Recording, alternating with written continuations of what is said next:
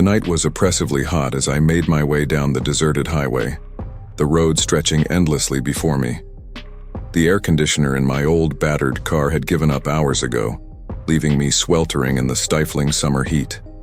I had been driving for hours, desperately trying to reach the next town where I could find a motel and get some much-needed rest. The radio crackled to life, the sudden sound making me jump in my seat. I had left the radio off for most of the journey, finding solace in the rhythmic hum of the tires on the pavement. But now, as I reached for the dial, a voice filled the car, low and indistinct. It sounded like a man, muttering something I couldn't quite make out.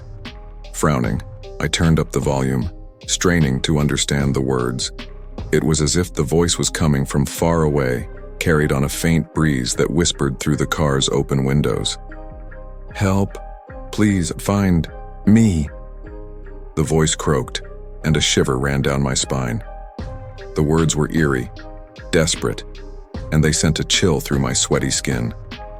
I scanned the dark, empty road ahead, searching for any sign of life.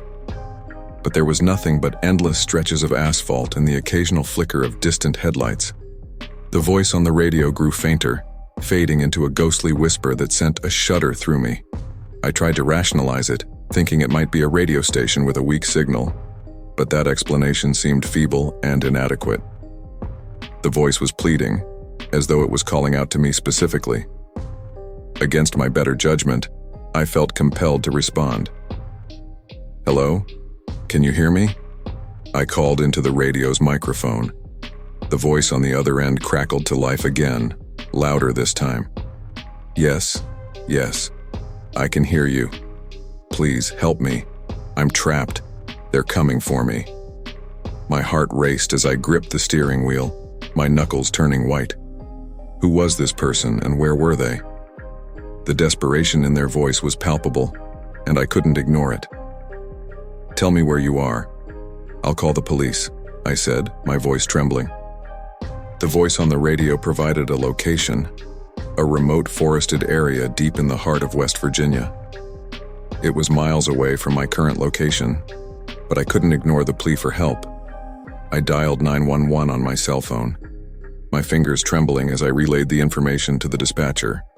They assured me that they would send help immediately. As I continued down the highway, my mind raced with thoughts of the person I was trying to save. Who could they be? How had they ended up in such a dire situation? The voice on the radio had become a constant companion, guiding me with intermittent updates on their condition.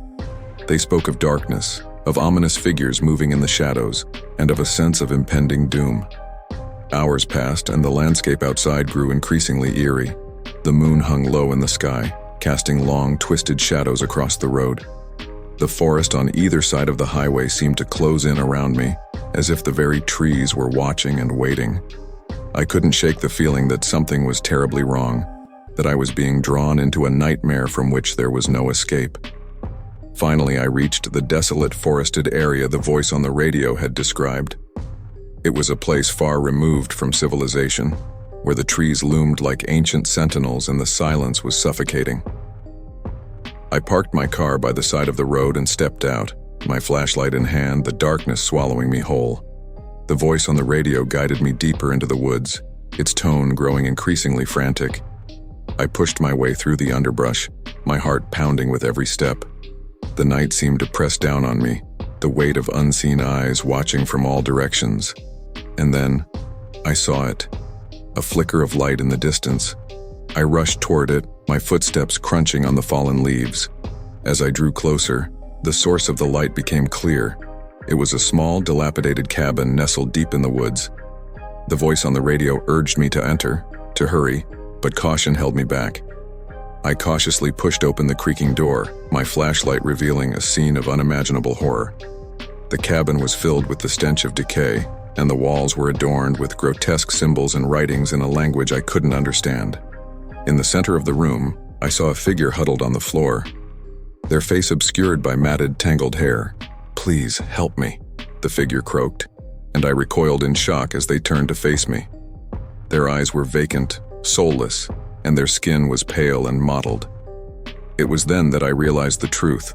I had walked into a trap, lured by a voice that was not human. Before I could react, a chorus of sinister laughter echoed through the cabin, and the walls seemed to close in around me. I stumbled back, desperate to escape, but the door slammed shut with a deafening crash. The figure in the cabin began to convulse, their body contorting in unnatural ways. Panic surged through me as I fumbled for my flashlight, but the batteries had died, plunging me into darkness. The whispers that had guided me here now surrounded me, taunting and mocking as unseen hands closed in on me. I screamed, but there was no one to hear. In that remote forest, in the heart of the United States, I became a victim of the inexplicable and the terrifying. I had ventured into the unknown, and there, in the shadows, I was lost forever.